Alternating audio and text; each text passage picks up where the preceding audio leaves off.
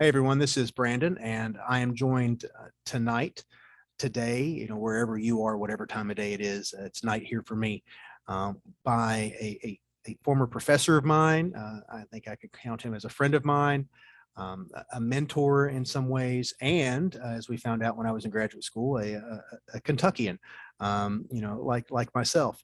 But he is now a professor at Middlebury College in Middlebury, Vermont, and I had the pleasure of studying with him when I was at the Breadloaf School of English. And so I think I couldn't think of a better person to start off Scholar Talks than Professor Will Nash. And Will is going to walk through the text that he has chosen, the author that he has chosen to focus on. And I really want to reiterate to everyone that this is really an opportunity for people who don't get access to scholars of certain authors or certain texts or certain genres or certain approaches to academia, to hear from some experts.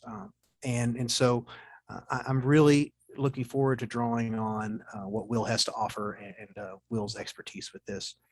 So with that, Will, I'll just kind of hand it over to you to introduce yourself as well. And then we can start with some of the questions about your choice that I've not mentioned yet. I'll let you mention that too. Okay. Thanks, Brandon. Friend is the word I would use. And I'm honored to be doing this with you. Just to make it clear, I am on the faculty at Middlebury College for 26 years now, I guess. I have an undergraduate degree from Central College of Kentucky, and my graduate degrees are from UNC Chapel Hill, undergraduate English and History, graduate Master's in Folklore, PhD in English, and my specialty is African American literature and culture. And, as a late 50s white guy from the South, we can talk about how that came to be if you want. But it's 3 decades of thinking and writing about and teaching African-American literature that I bring to the table. I don't know if that counts as expertise or not, but just in terms of where I'm coming from. You asked me to think about a book that I think that it's really valuable for folks to read. And one of the ones that came immediately to mind that I'm really excited to talk with you about is James Baldwin's first novel, Go Tell It on the Mountain, from 1953. Great. And so thank you for this. And we'll dig into that in just a moment. But I feel the same way about that word expertise as you suggested. I don't like it when people describe me with that word because it just creates such a large expectation. So yeah. Maybe I should check that. But I certainly do think and know from my experiences with you, Will, that you've got a lot to offer here. And I'll just kind of start with our first question. Why was Go Tell It on the Mountain by James Baldwin? Why was that your choice? Well, there are several reasons. One has to do with the fact that I taught it just last fall, so it's very fresh in my mind. That said, I've taught it easily a dozen times. It's a beautiful book. So one reason it's my choice is just as a piece of literature, it's an incredibly well-written book. And then another reason I would say is it has so many access points for thinking about both the African-American literary tradition, about African-American history, about issues of family and generational trauma, of issues around emergent sexual identity. It's just a really, really rich text. And every time I read it, I come away from it having learned something new, which is pretty much all I ever want from a novel. The other reason I'll just quickly say, a scholar from Princeton named Eddie Glaude Jr. published a book 1.5 to 2 years ago called Begin Again, writing about what Baldwin's philosophy and writing could teach us about how to navigate our present cultural moment.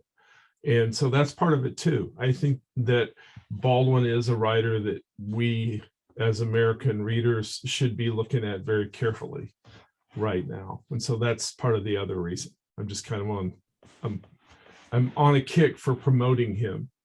So And I'm really glad you had that addendum to what you just said, because when you told me Baldwin, my first thought was he's having an awakening here in the past couple of years, almost a rediscovery by people of multiple generations that I've seen thinking about him and teaching him and talking about his book, and not just English minded or academic minded people.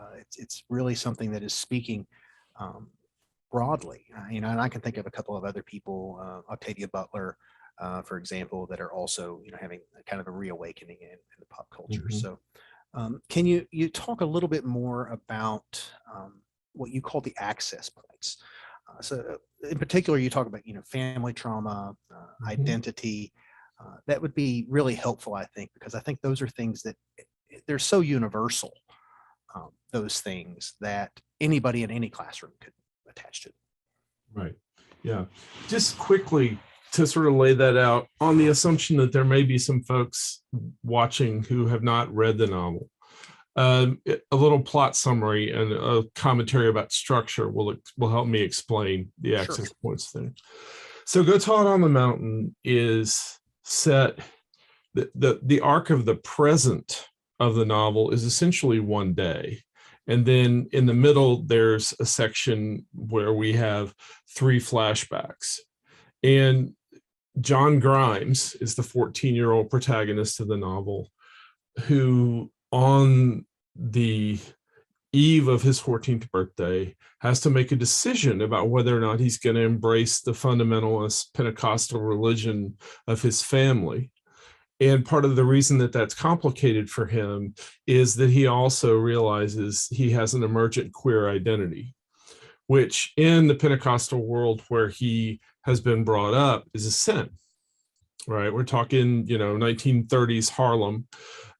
There's a way that he's standing at the crux of a decision about which part of himself he's going to embrace and which part of himself he's going to possibly erase.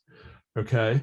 Now, overlaid on that is a sort of a 3-way power struggle between his mother and the man that he believes is his father, but is actually his stepfather, and then his aunt, his stepfather's sister. His stepfather is a minister in the Pentecostal church where John is about to have his conversion experience. And he married John's mother to save her from her fallenness because John is an illegitimate child. So as John wrestles with his faith, his mother, his stepfather, and his aunt reflect on what has brought them to this moment. And each has had traumatic experiences, each has had challenges around faith, each has had challenges around racial violence, and all of the weight of their history sits on them as they are essentially watching John figure out how to navigate his present. So you've got domestic violence in this family. You've got, you've got a young boy who doesn't know that his father is really his stepfather. And he also doesn't understand that his stepfather blames him for supplanting Gabriel's real son. So he doesn't know why his stepfather's so mad at him. And then he also doesn't understand the dynamic between his aunt and her brother. So all of that family mess, if you will, gets exposed to us as readers. But interestingly, the characters are not necessarily revealing it to each other the way the narrative structure works. So we get to think about what's it like to navigate these things, and how do we understand the impactful emotions that these characters are having, even if they're sort of siloed up, All right. And then on top of that, we've got 3 adults who all are products of the Great Migration coming from the Jim Crow South to New York, thinking about the racist trauma that they experienced that brought them north. And this 14-year-old child of the city who has to sort of figure out how he's going to move forward. So in a way, Brandon, all of African American history is coming crashing down on this kid. And it threads out in terms of these interesting parts of his personality. And so you can think about what it means to look to the church for salvation, and also understand that the church wants to make you deny who you are. So there's a trap. You want to think about a world where you're told there's a loving God by people who have seen their family members lynched and violated and abused, who on some level are fundamentally ambivalent about that. And there's this whole question of what salvation can even mean in a world like this. So there's just tons of ways into this book. And it's really, really rich.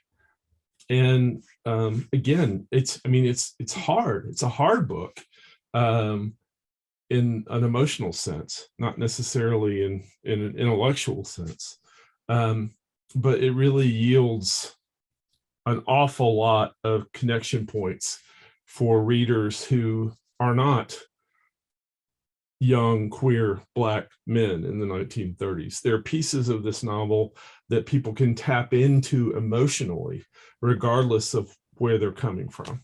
And again, I think that's great literature can do that, right? I mean, so. And you just preempted a question that I was going to follow up with, is, or really, I guess, a comment on my part, that it seems like things you lighted on are ways that anyone of any background or persuasion could access what's happening in this book, which is, one of the great reasons probably that you've chosen it. Yeah. It's not just it's not just a race-based narrative. It's not just a queer-based or religious-based narrative. Right. There are lots of different issues, and it sounds like a lot of issues that people are still struggling with today, in many ways. Myself knowing people who are adults who are struggling with sexual identity and can't divulge that to their own families because of religious prohibitions and things. So fascinating. Thank you for that. So you've already kind of touched on this next question a little bit, but maybe we could go a little bit further with it. Thinking about Baldwin's context, Right. What was the relationship of this particular novel, or Baldwin in broad, to his context? It's a great question. And there's a couple of different ways I want to go at it. The first is that this is an autobiographical novel in very, very, very deep ways, right? And Baldwin, who grew up in a household with an abusive stepfather, who was a part-time preacher in a Baptist church, wrestled with the fact that his father's violence came back at him. And Baldwin also, at age 14, knew on some level that he was queer, but that was a frightening knowledge at that point, right? And Baldwin, interestingly enough, could not join his father's church because the public profession of sin that would have been required of him to be a member would have meant that he would have had to stand up in front of the congregation and say, A, that he was queer, and B, that he harbored really a murderous hatred for his stepfather, right? So he sees the church as this thing that might save him, but he can't get to it, which is why he turns to the Pentecostal tradition and joins a Pentecostal church. And for 3 years is actually a youth minister. So he goes all in on this religious experience. By the time he's 17, he's realized that he cannot continue to live denying the part of himself that is beyond this religious world, particularly his queerness, but also his interest in engaging with literature and the arts and the world, all of which are sinful in the Pentecostal formulation. So he breaks with the church. He stays in America for a while, but in 1948, he goes abroad, he expatriates. And it's while he's in Paris that he writes this book, which comes out in 1953. And in that way, which is really interesting, when people are marked by regional identity or place identity, leaving that place is essential to his getting a view of where he's from. So part of his context is he is an American who's not in America. All right. But the other thing that's really important, you have these really interesting sort of moments in American literary history when amazing books happen and really catch the zeitgeist. So, for example, 1850 is The Scarlet Letter, 1851 is Moby Dick, 1852 is Uncle Tom's Cabin. All books that are thinking about issues of freedom at a moment when the nation is really wrestling with that, right?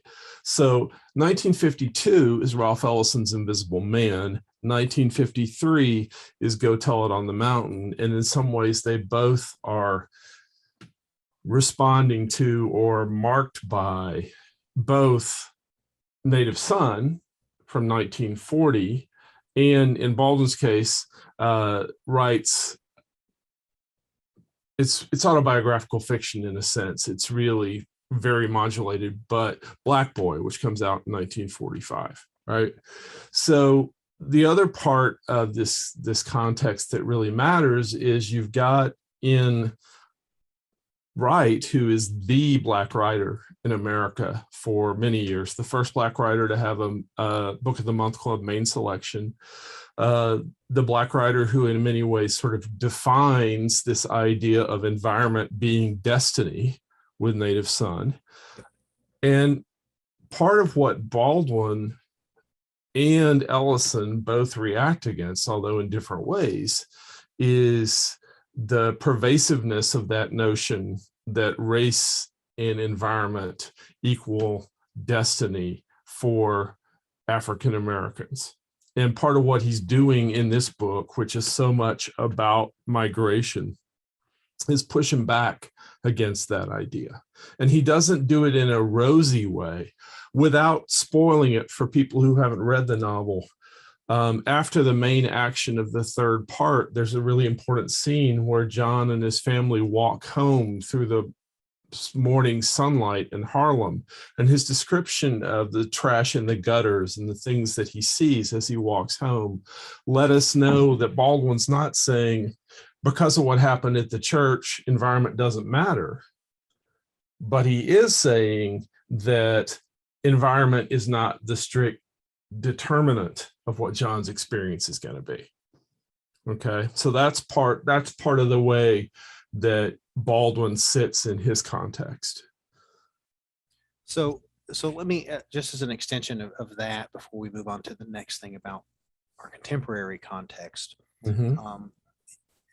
what you're saying about the relationship between place and the African American determinism. Is that also something that, it just comes to mind that for me, that it seems Hansberry is also reacting to? Absolutely. Can you say more? Sure. That's actually a great catch.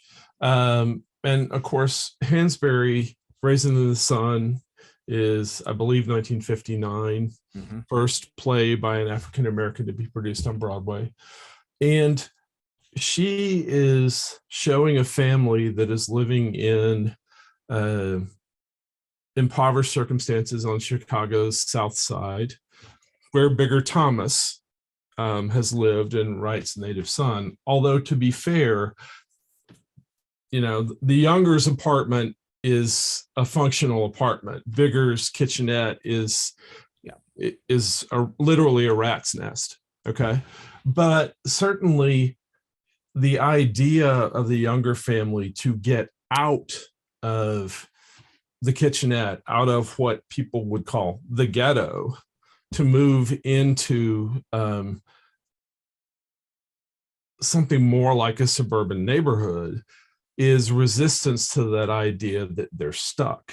Right. Now, I will say this, the other thing that's interesting about Hansberry, who herself had the experience of moving from a South Side kitchenette into one of the farther South Side neighborhoods where the white residents would literally firebomb Blacks who try to buy apartments, right?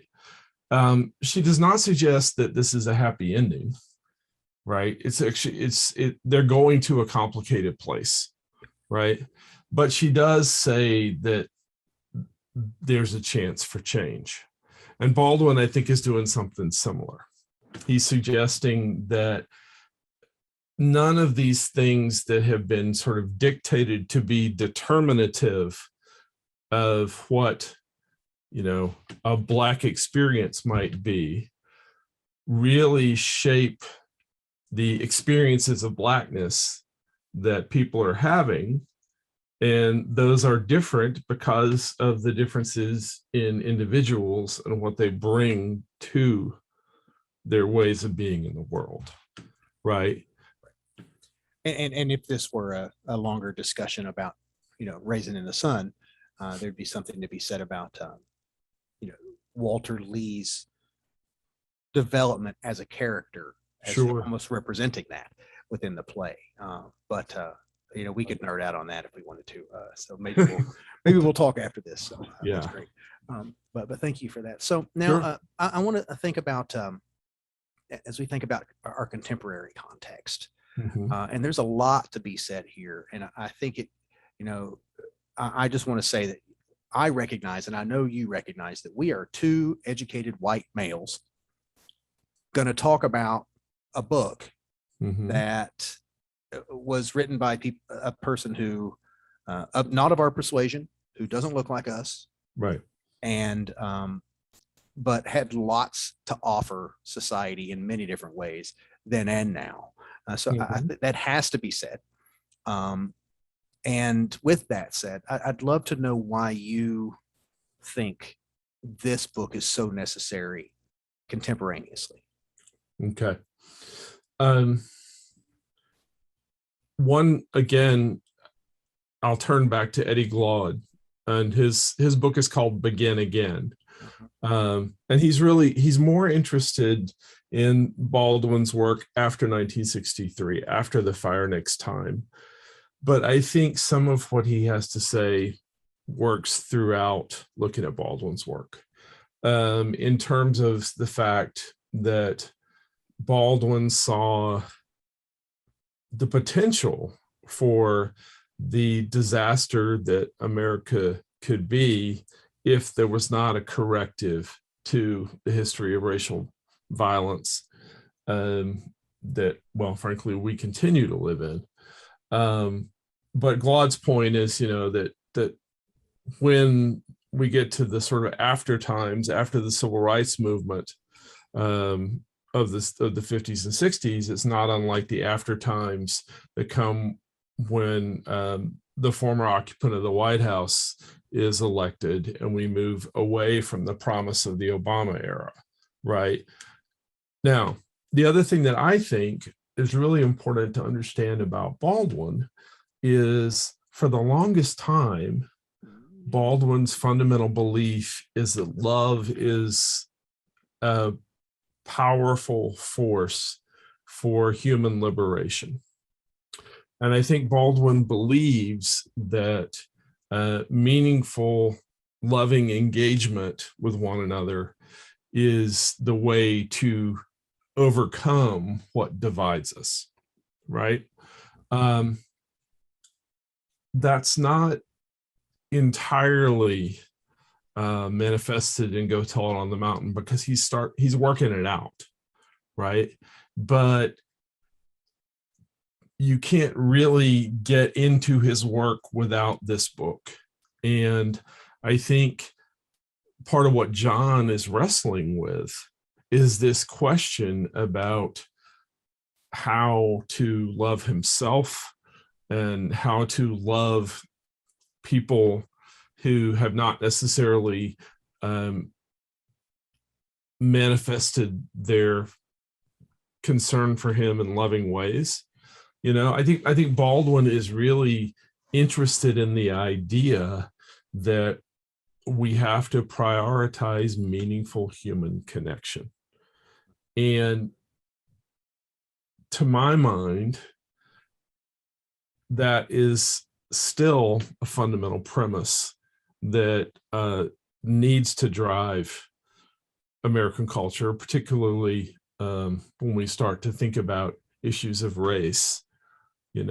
Common humanity, said not naively, but with an awareness of the complexities of what blocks our ability to see it. Common humanity is still a fundamentally important attribute for us to pursue. And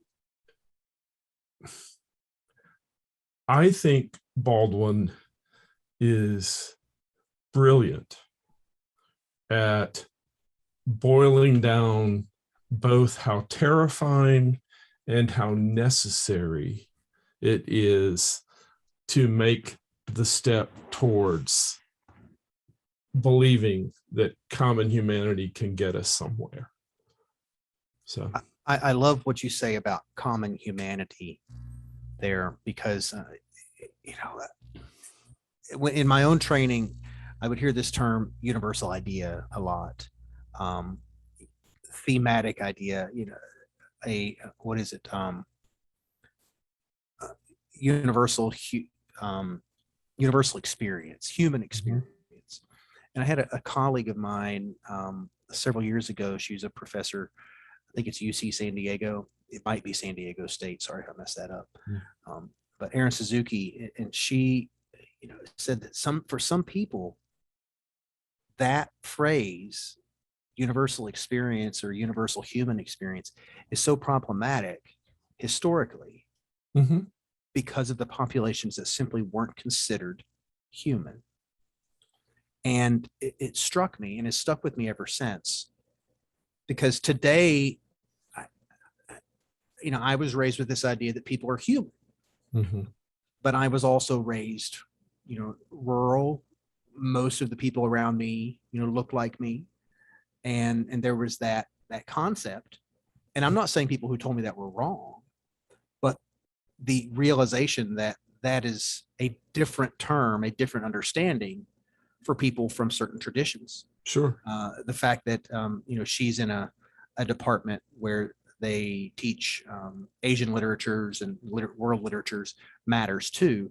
Just thinking about the laws in the United States in the early 20th century, and then slavery, et cetera. So it's an interesting phrase to me, and interesting to think about that. And I don't know if you have anything to say, me having said that. Well, I do think you're wise to point out that when we talk about experience, universalizing it too quickly really erases, or at least elides, some of the systemic injustice and oppression that is also part of human experience. You can't factor power out of thinking about human dynamics. Oh, I really like that phrase. Right. Yeah, I really like that. Yeah. At the same time, there are also ways in which the work to recognize points of connection when it seems like points of disconnection are what's most obvious, that work to find those points of connection is critically important. All right. Now, without saying too much about this, I will say that part of what I bring to teaching Go Tell It on the Mountain is being the son of a Southern minister whose understanding of his function as a minister complicated his role as a father, and whose understanding of the power of God as father was in some ways substitute for the absenteeism of his biological father, right? Now, obviously, not all experiences of loss and pain and complexity around Christianity are equal. Nevertheless, part of why this novel resonates for me is that question of what one does when you're trying to balance a deeply religious identity with a desire to be able to name the inadequacies that you see in it, right? There's a level on which, even though my experience of that is radically different from Baldwin's, I have an experience of that helps me, when I read this novel, engage with it on a level that is emotionally very powerful. It's also really useful as a teaching tool in terms of being able to talk to my majority white classroom about access points in literature that they think they may not have any connection to. And in a similar fashion, in my reading of this novel, the stepfather issue resonates with me. Mm-hmm. Though, having been raised by, my dad, who was my stepfather, is my stepfather, Mm-hmm. And never knowing my real father. Now, I certainly didn't have the hatred, the vitriol that James has, but I could see that connection and see the confusion and the need to understand how that affects your identity Mm-hmm. within that. And so, Mm-hmm. I appreciate you talking about your own connection Yeah. there. So a couple of things here. You've been real gracious with your time. I don't want to, keep you too much longer. This is fun. But a couple of things. Yeah, I'm loving it too. Thank you. A couple of things I always want to be asking of the people who come on. We've already kind of talked about this a little bit at the beginning, but what do people not know about this novel or about Baldwin that they should? What's something that often gets missed? I think the depth of the autobiographical piece, which a lot of scholars have delved into, but which a casual reader wouldn't necessarily know, is really important. I think it's only been really recently that folks have started to think about this as a novel of the Great Migration. And I think that's really, really critically important to keep in mind. One of the things that happens when you bring Southern rural Black Christianity into Northern urban spaces is there's a sort of a mutual shift in terms of how it works and how you understand the world around you. It's one thing to withdraw from the world when the world is fields and farms. It's another thing to withdraw from the world when bright lights, big city, right? Yeah. So I think it's coming in the windows, it's coming in the doors. Exactly. You can't avoid it, right? Right, and you can't even get to the church without walking through it. Yeah. Right. So I think the historical context that that Baldwin sort of presents to us is really crucial to delve into. And then the other thing that I think is very much worth knowing is that some of the things that you see here in this book he's worked on before this. Most people don't know that he wrote a short story called The Outing, and you should think about what that title can mean, right? Before he ever wrote the novel. And when I read The Outing, after many years of having worked with the novel, it opened up this whole new set of ways to think about it, right? So most people don't realize that this is not something Baldwin only wrote about once, I guess is what I'm trying to say. Yeah, I didn't know that either, and that's fascinating to know. I'm going to have to find it for just that reason. That would be something to great to supplement as you work through this. So, and you may have already addressed this too, but, with regards to the novel itself, the reading of the novel. I love that you addressed structure earlier, because I find that structure is something that is so easily overlooked. And when I say overlooked, it affects people, but they don't think about how it affects them. And also it's really difficult to teach students to think about structure. It's sometimes it's just not sexy.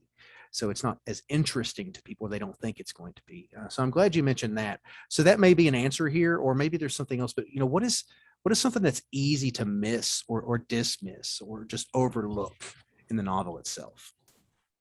Okay. I do think that the structural complexity is one, but the other thing that I think, and it's both an answer to this and an answer to the what do people need to know. As someone who had been in this tradition, Baldwin is really deeply conversant with the Bible, and not just any Bible, but the King James Bible, right? Which is really the Bible of many fundamentalist sects, because it's the unadulterated one in a sense. This novel is shot through with not just symbolism, but language coming straight out of the King James Bible. And if you don't know the Bible, you won't know that, right? Again, this is where being the son of a Southern minister comes in handy, right?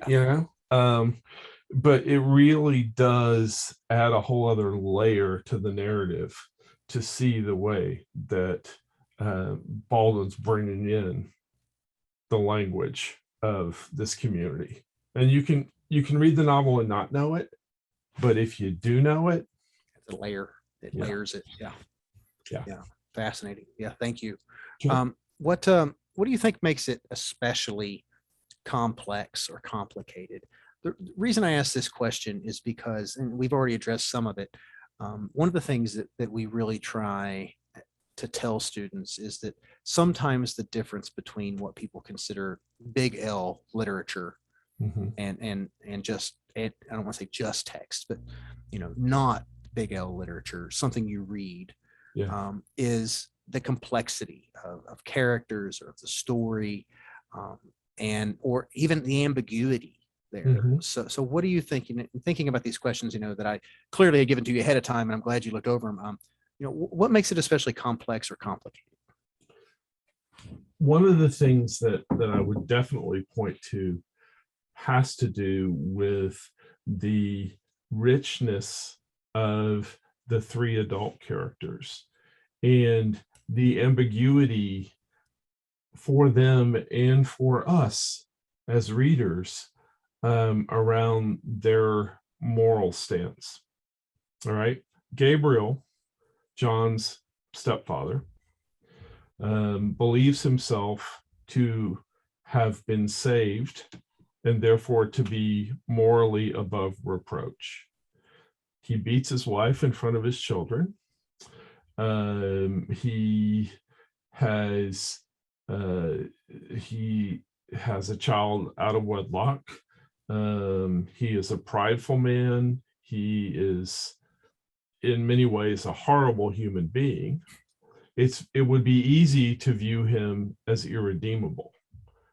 Given what we know about his understanding of his salvation and what we can believe about his motivations in keeping his children on the straight and narrow, it's really impossible for us, I would say, thoughtfully reading this novel, to boil him down to the bad guy, right?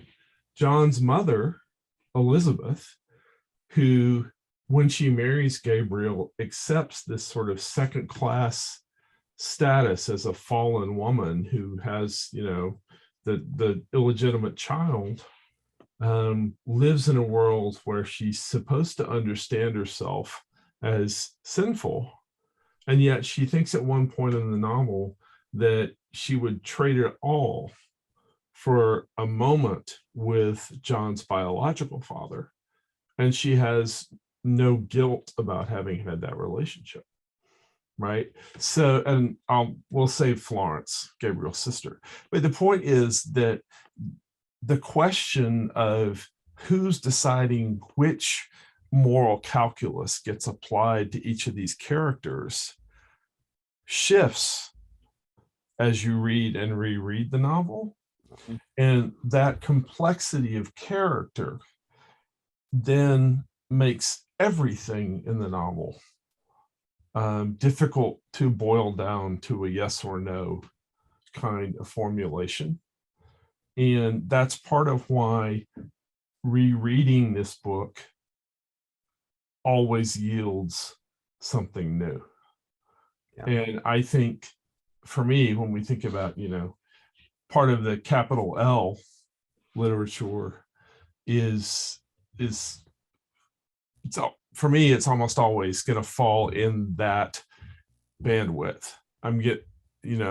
Every time I read it, if I'm doing my work as a reader, it has something new for me. And I think certainly that's true with this novel.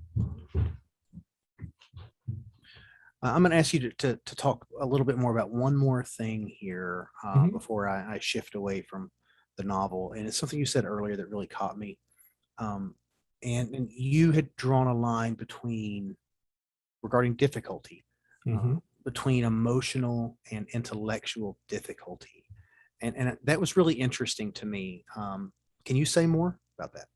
Yeah. When I said that, part of what I had in mind was thinking about this novel, say, compared to Ralph Ellison's Invisible Man, right? Which is intellectually very challenging.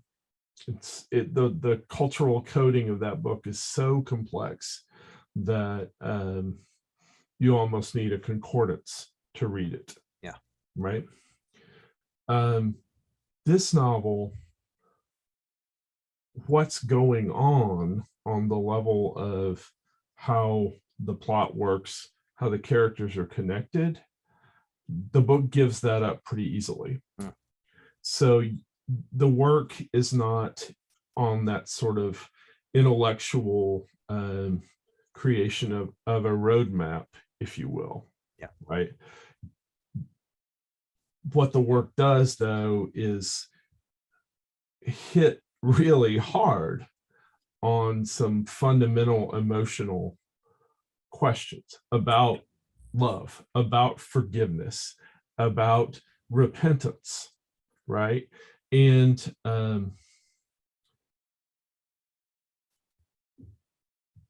it asks of us that we bring an emotional A game to really engage with what it's offering.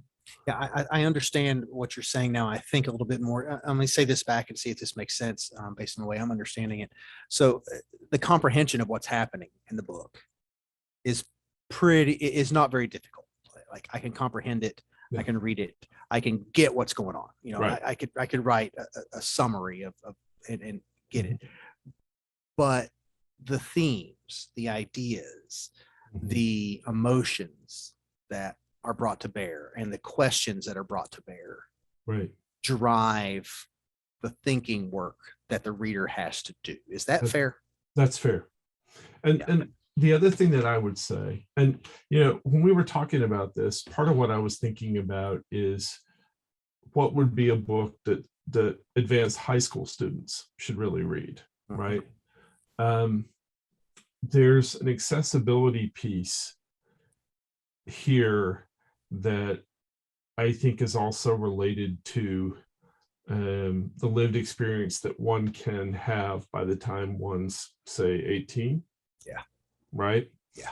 So with a 14-year-old protagonist who's sort of figuring out his identity, right? There's an access point that then brings younger readers into that emotional work. I think I said this to you before. I think there's some books that maybe you need to have had a certain amount of life experience to really read.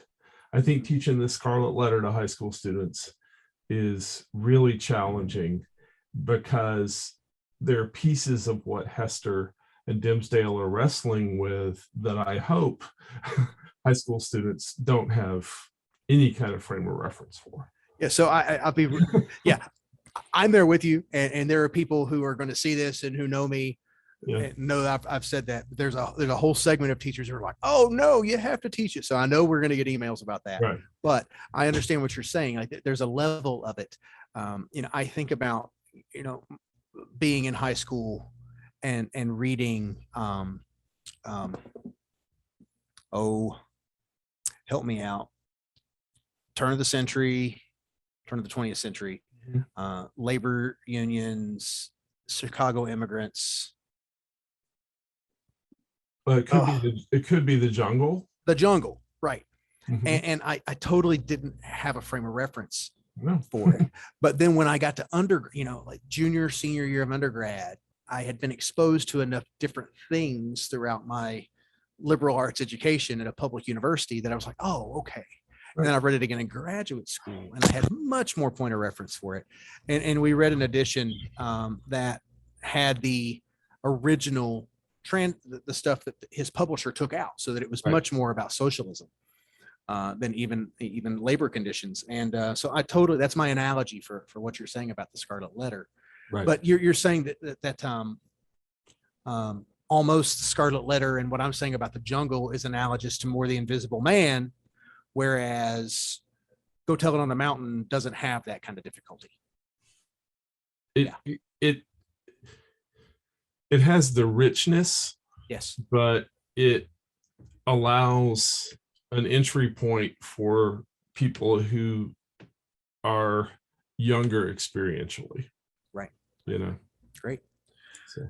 Well, fantastic. I want to shift gears just for a moment to sure. To talk about, what you're reading or researching right now. I'll go ahead and let everybody know that any books that I mention or that Will mentions here, I'll make sure to try to include links for. Sure. I've got Eddie Glaude. Is that right? Glod? Glaude. Aude. Thank you. And I'll make sure to get a link for his Begin Again. To share with that. The first book I'm going to share, the one I'm reading right now, is coincidentally, I didn't plan this, another Kentucky person, Crystal Wilkinson's book of poetry, Perfect Black.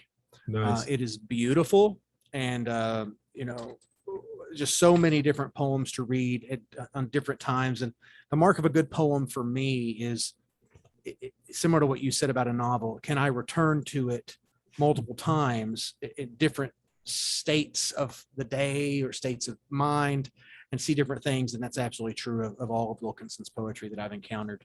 And I just have to say, pursuant to our conversation here, she has a poem in here called Baptism, Flatwoods, Kentucky, and 1972. And that's just a couple of miles from where I grew up. So perfect connections, but excellent book, you all. Book of poetry. Please check her out. She's a beautiful writer. But Will, love to hear what you are reading or researching right now. So I've been working for the past few years on both the history of abolitionism and anti-slavery work in America and modern representations of that era and that phenomenon. Right. So, for instance, Colson Whitehead's The Underground Railroad, right, which may be the best novel I've read in the last 10 years. Certainly one of the ones I've been the most excited about. Colson Whitehead's book is one that I'm working with. I'm really interested in the way that we look at three figures in particular. I call them the sort of the abolitionist holy trinity. And Frederick Douglass is one. Harriet Tubman is the second. The third is John Brown. Right. So James McBride's The Good Lord Bird, which came out a couple of years ago, and which I've written a little bit about on a website called The Conversation, which may be of interest to the audience that these scholar talks are going to be for, in terms of academics who want to reach an audience outside their classroom. Right. But I'm really, really interested right now in particular in the ways that these three figures get portrayed, and why in different moments we tend to portray them the way that we do, right? And it's really interesting to me, for instance, to think about why a white revolutionary who was willing to spill blood for Black freedom, like John Brown, would be culturally appealing in the late 20-teens and early 2020s, as we white Americans are trying to figure out our meaningful engagement in something like the Black Lives Matter movement, right? And there's been probably between 10 and 15 books about Brown that have come out in the past 20 years, some fiction, some scholarly work, a really interesting graphic novel called Thunderbolt. So I'm interested in thinking about how we present these figures and what we're using them for in both our present moment, and then how they've been used throughout history, right? An interesting thing about this to me, Douglass is pretty easy to fit into a slot. He's the statesman, right? John Brown comes across as sort of the avenging, white bearded, prophet. Harriet Tubman is the one that we don't know what to do with. And she's a mystic, right? We know this about her, that she believed that she had direct communication with God. She had a traumatic brain injury that caused narcolepsy. So she would have these spells when she would sort of fall out and come back, and people sort of say that she had visions, right? So it's interesting to me to think about that the work that's being produced right now knows how to either honor or poke fun at Brown and Douglass. Again, think about The Good Lord Bird. I mean, Frederick Douglass is a child molester in The Good Lord Bird. It's a really interesting picture of him, but nobody quite knows what to do with Harriet Tubman. And that to me is just a fascinating phenomenon. I'm trying to wrap my head around that. All right. Well, that's fantastic. I look forward to hearing more about that work. I know we talked a little bit about it last summer when we were chatting about some things, and you've given us some great books here to look into. And again, I'll try to include all those links here. Will Nash, Middlebury College, I want to say thank you so much for this. It's just a wealth of information. And I will continue to reach out to you. And for those of you who are watching, if you have any questions you'd like to follow up with Will, you can contact me, and I'd be happy to push some stuff forward to him and check with him. Also, if you have any comments or feedback from me directly, I'd love to hear it. Just always trying to improve when we do these sorts of things. But Will, thanks again. Thank you, I Brandon. hope you'll stay on for just a moment after I stop recording here. And everyone else, thank you too. Thanks a lot.